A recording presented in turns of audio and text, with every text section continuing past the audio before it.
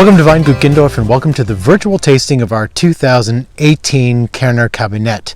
And where we've got a Kerner Kabinett in our glass, there are two topics that we have to discuss. One is, what is a Kabinett and where does it fit in the overall ranking of German wine quality? And the second, of course, is what is Kerner as a grape varietal anyway?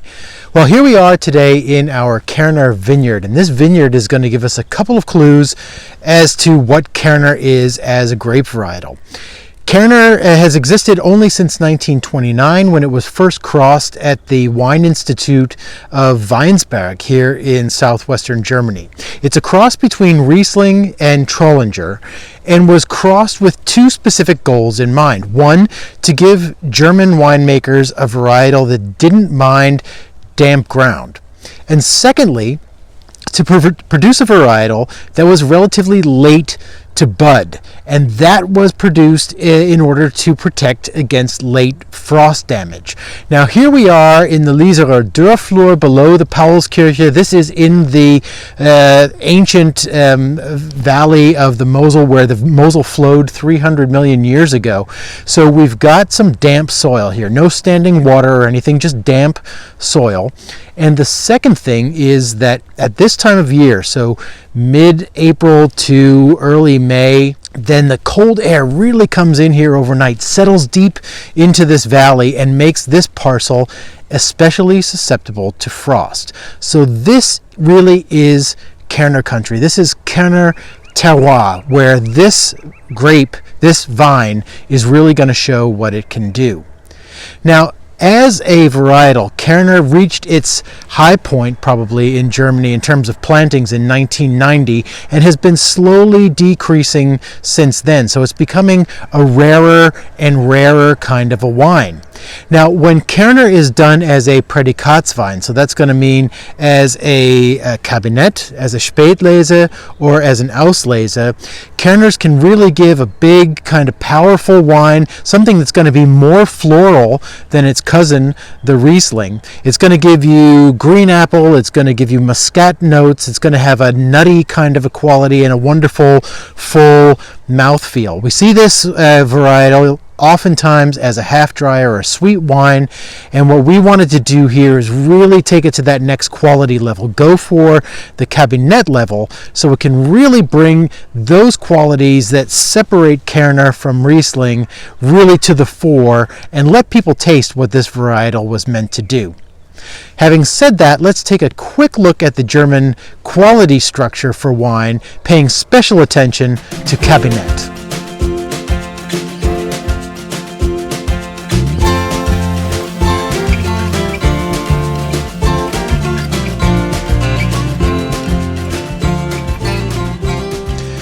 The German system for classifying wines by quality is shaped like a pyramid, with Tafel and Landwein, so country wines or table wines, on the bottom, wines that don't have to go through any kind of government quality control at all.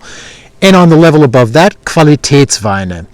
These quality wines have to go through a government quality test. Everything that's Qualitätswein and above goes through that test. And at the top of this quality pyramid, we find Prädikatsweine, or wines of special distinction. This very top of the pyramid is then further broken down into various steps, the first of which is Kabinett.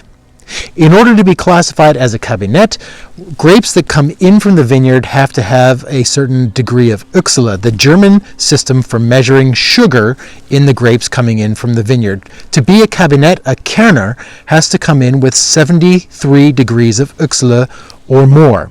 That's about 18 bricks if you're used to the American system, and basically means that the juice coming from that from those grapes will have 10.6% of alcohol by volume potentially in that juice. Now, this Kerner Kabinett that we're going to taste has 11% alcohol, but also has more than 45 grams of residual sugar per liter. So that puts it squarely in the süß or sweet category. In Germany, wines with 45 grams of residual sugar or more are classified as sweet. So that combination of extremely ripe grapes, light alcohol, and residual sugar that gives you that fruitiness is exactly what we're looking for in a Kabinett. And so let's see how that all comes together in the tasting glass when we taste this Kerner Kabinett.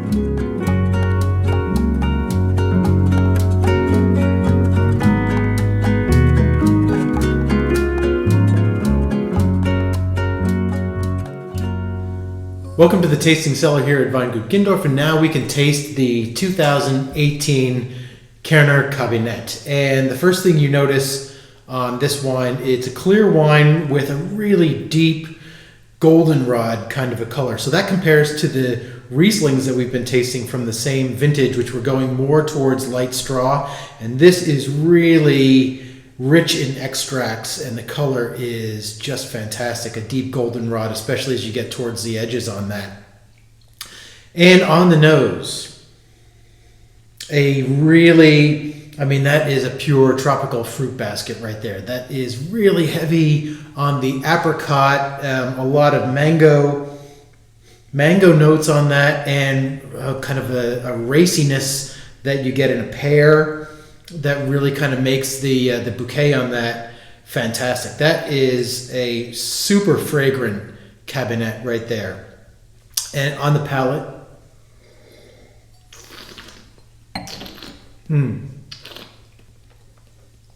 all those fruit notes really carry through and just explode in. That's just apricot, mango, that pear coming through really strong, which brings the acidity that you need to balance out those 47 odd grams of residual sugar.